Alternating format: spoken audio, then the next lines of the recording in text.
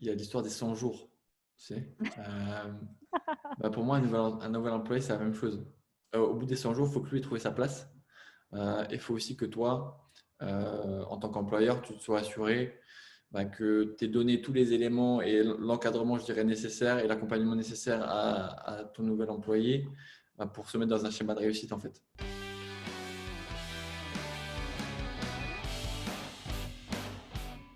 Bonjour à tous. Bonjour à tous, Nouvelle version Covid. c'est ça, version Covid Euh, du podcast. exactement. Donc on s'essaye en podcast distanciel. On remarque que Justin fait un gros effort pour la tapisserie. Ça, c'est un petit rappel à d'habitude. Voilà. Donc ce que je propose aujourd'hui, c'est la question de Justin, il me semble. Donc Justin, nous t'écoutons. Alors bonjour à tous. Ma question aujourd'hui sera quelles sont les étapes clés lorsqu'on démarre un nouveau job? Ok. Déjà, j'ai même pas pensé, mais c'est quand même la première apparition Ouais, vidéo de Justin dans le exactement. podcast. Mais tout à Est-ce que fait. nous, on peut te faire une question déjà juste en intro? Comment tu te sens? Ben là, je me sens loin déjà. Et première fois que j'apparais, c'est derrière un ordinateur. On y va par étapes. C'est Prochaine fois, ça. peut-être pas dans le studio. Mais au moins, les C'est gens savent que ça. tu existes. Tu existes pour de vrai maintenant. Ouais. Exactement. Et donc, étape clé quand on démarre un nouveau job. Mm. Ouais. Moi, je peux démarrer si tu veux, Anso. Euh, je pense que ton nouveau job, déjà, il démarre avant que tu démarres. Et je pense qu'il y a une première période qu'il faut pas du tout, je dirais, mettre de côté. C'est cette période, en fait, entre ta signature de contrat et ton démarrage.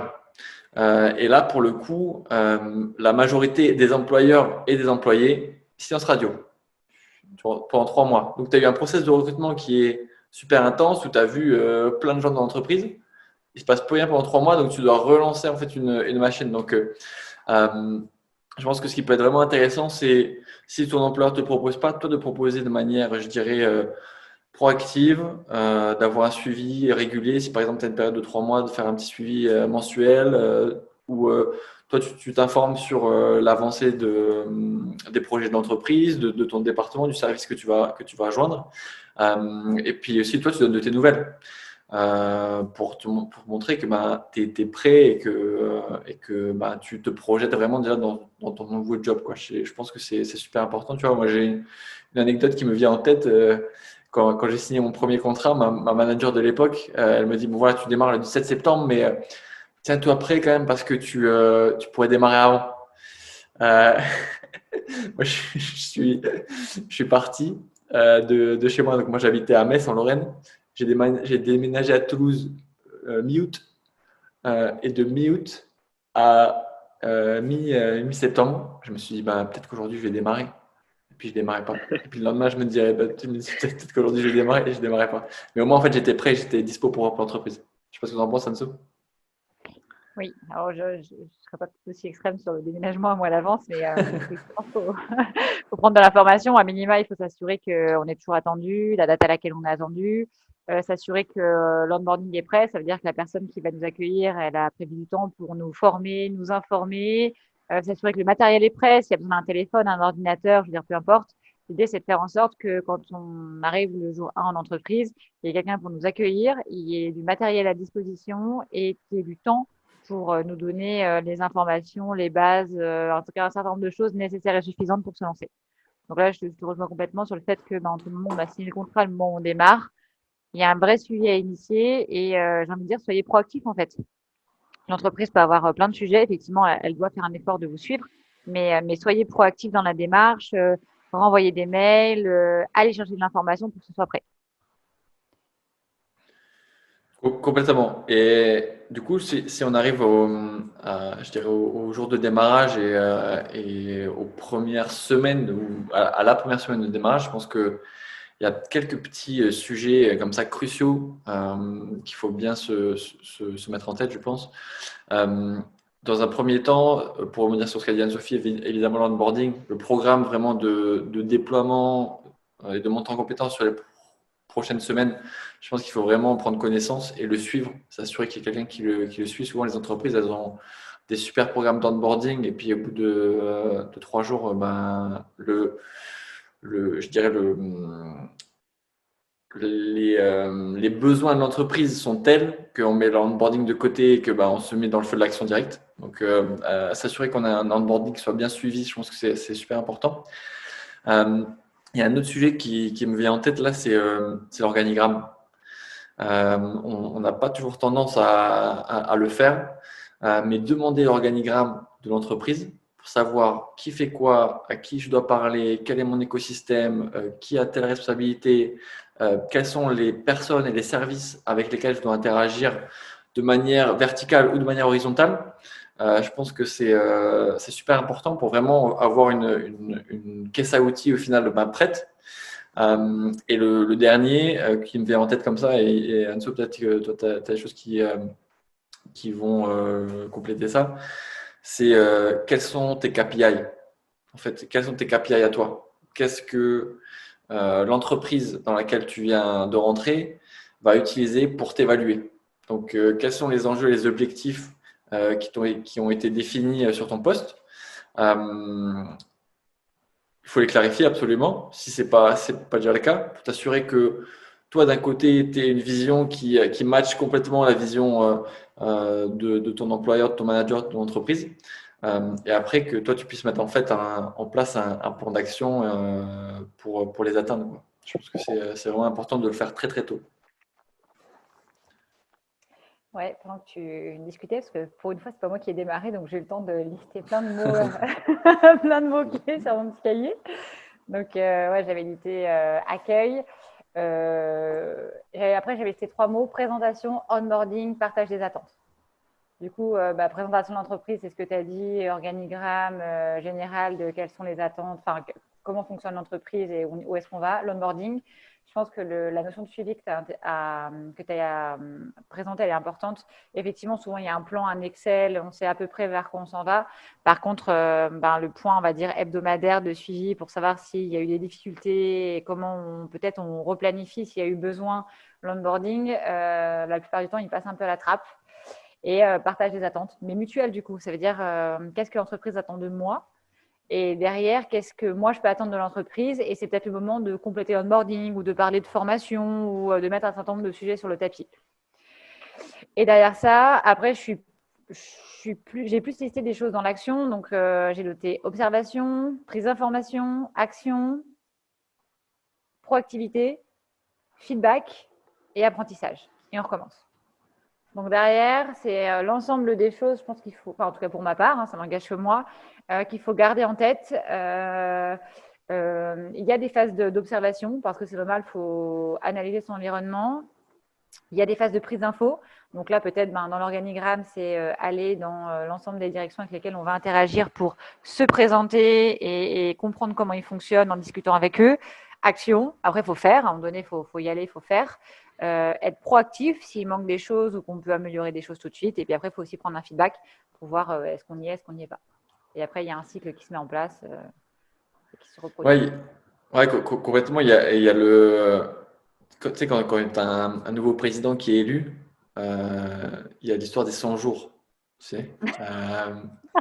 Pour moi, un nouvel employé, c'est la même chose. Pendant les 100 jours, faut que lui, au bout des 100 jours, il faut que lui ait trouvé sa place.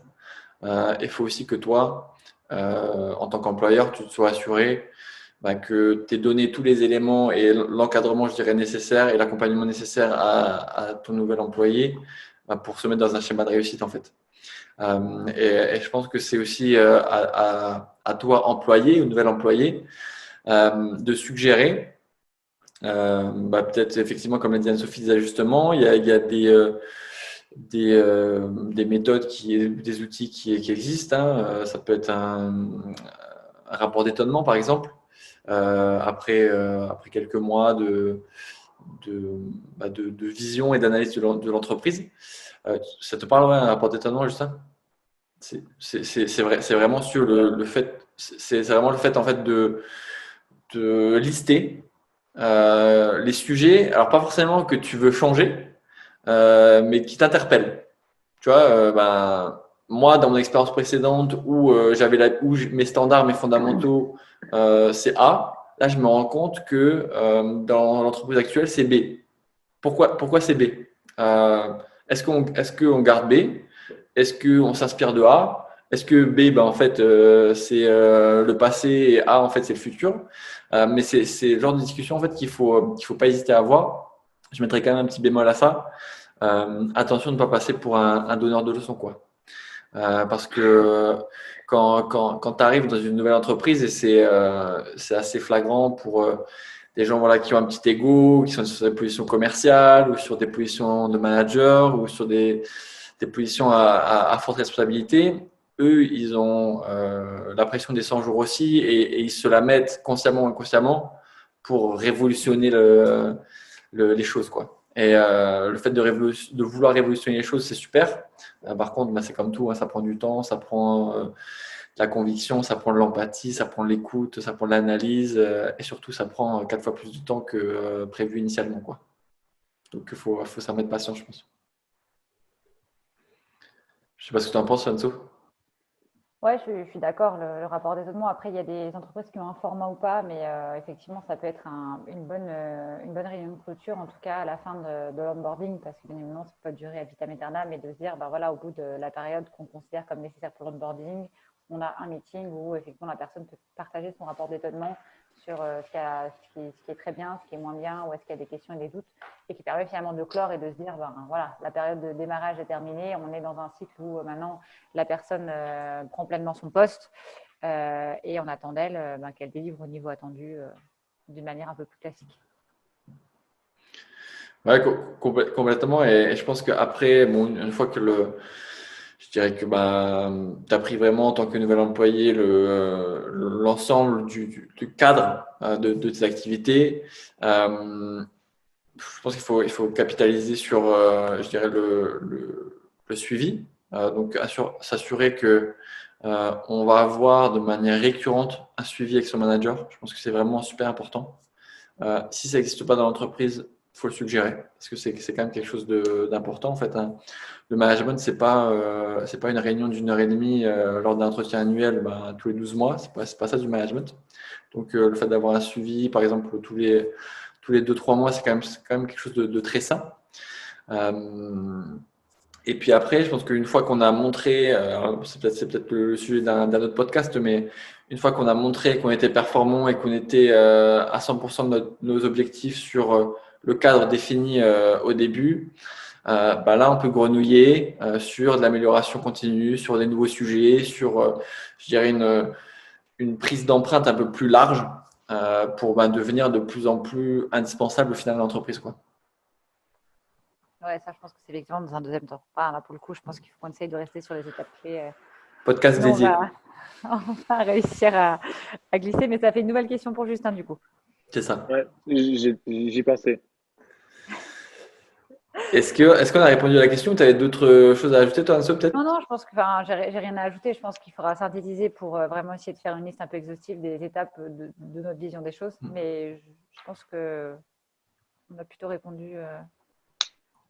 Ça répond à ta question, Justin? Ouais, franchement, honnêtement, là, ça a été très concret, très cadré. En plus, tu as passé ma question dans ma tête, je l'avais quand tu commençais. Mais au final, c'est vrai que c'est bien déjà en amont et c'est bien de l'entendre que une fois que tu as signé le contrat, et ben, tu as quand même quelques mois d'attente avant de commencer. Et là, déjà commencer à être proactif, s'informer. Et je pense que tu peux englober tout ça dans un mot que tu aimes bien, qui est l'ownership. Et au final, une fois que tu arrives, le fait que tu te sois déjà documenté, tu t'es informé, tu arrives dans un environnement que tu connais. Et là, c'est beaucoup plus facile pour toi d'être serein dans tes missions et d'avancer, au final. Complètement. Et au final, c'est un message aussi caché pour les employeurs, hein. Les employeurs, c'est inconcevable qu'ils laissent comme ça dans la nature, je veux dire, des gens qui viennent de signer, quoi. C'est super important d'accompagner les gens, de les intégrer de la manière la plus quali possible, quoi. On y va avec la synthèse. Go. Du coup, si on répond à la question de Justin qui est quelles sont les étapes clés pour démarrer un nouveau job, on a déjà fait 2 grandes étapes. La première, c'est avant le démarrage, ça veut dire entre la signature du contrat et le démarrage. La plupart du temps, quand on est en poste, c'est 3 mois. Ça peut être 1 mois, 15 jours, peu importe, mais il y a toujours un délai entre les deux. Ce qu'on en conseille vivement, d'un côté comme de l'autre, c'est la proactivité. Ça veut dire à minima garder le lien avec son futur employeur. Et deuxièmement, s'assurer que l'onboarding est prêt et alors on ne peut pas toujours donner de l'information en amont si le contrat définitif n'est pas signé, mais en tout cas vous assurer que quelqu'un vous attendra à l'accueil le premier jour, qu'il y aura du temps dédié pour vous les premiers jours, premières semaines, et que le matériel qui va vous permettre de démarrer a été commandé et sera là à temps. Le jour du démarrage, des grandes étapes pour nous, ce que je mettrai déjà dans présentation, vous assurer que vous récupérez tous les éléments nécessaires de l'entreprise. Après, dans le sujet onboarding qui est censé avoir été monté, il y a des choses importantes comme le partage des attentes. Qu'est-ce que j'attends envers ma future entreprise? Qu'est-ce que ma future entreprise attend de moi? On a parlé aussi d'organigramme. Je rajouterai organisation, comment je m'organise dans mon nouveau travail, et gouvernance. Gouvernance, c'est vraiment la notion de, dans le temps, comment je vais être managée et comment je vais interagir notamment avec mon manager ou avec les membres de mon équipe pour me permettre d'être au top dans mon travail. Après, il y a différentes phases, l'observation, la prise d'information, l'action, la proaction. Le feedback, super important de demander du feedback, ça permet de s'ajuster sur du savoir-être, du savoir-faire. Et là, on démarre la courbe d'apprentissage. Ce qu'il faut, c'est aussi timer le démarrage. Donc, on a parlé d'un rapport d'étonnement, effectivement, au bout d'un certain temps. Alors, est-ce que c'est 1 mois, 2 mois, 3 mois à définir au démarrage avec votre futur N+1? Mais c'est vraiment d'avoir une réunion de clôture de l'onboarding où vous allez pouvoir partager vos étonnements positifs et négatifs sur ce démarrage et ensuite vous lancer sur une pleine autonomie. Perfect. Ouais, top. Faudra qu'elle nous donne un jour sa méthode pour les synthèses. Ouais, mais carrément, mais je lui en parle tout le temps, c'est fou. C'est fou. Tu lui donnes un bouquin et puis elle te le synthétise en 3 minutes, t'as pas besoin de le lire. Super, en tout cas, merci pour la synthèse, Anne-Sophie. En tout cas, j'espère qu'on a pu partager effectivement quelques tips et qui sont pour le coup, je pense, vraiment simples à mettre en place. Il suffit d'y penser, quoi. Et c'est effectivement, comme tu as dit, Anne-Sophie, je te citerai dans les deux sens. On arrête là-dessus? On arrête là-dessus, ouais. Et bonne journée à tous. J'espère que ça a pu apporter de la valeur malgré le format un peu dégradé. Bah oui, hein. Nous, on voulait absolument garder le podcast, donc tu vois, ça a forcément porté de la valeur.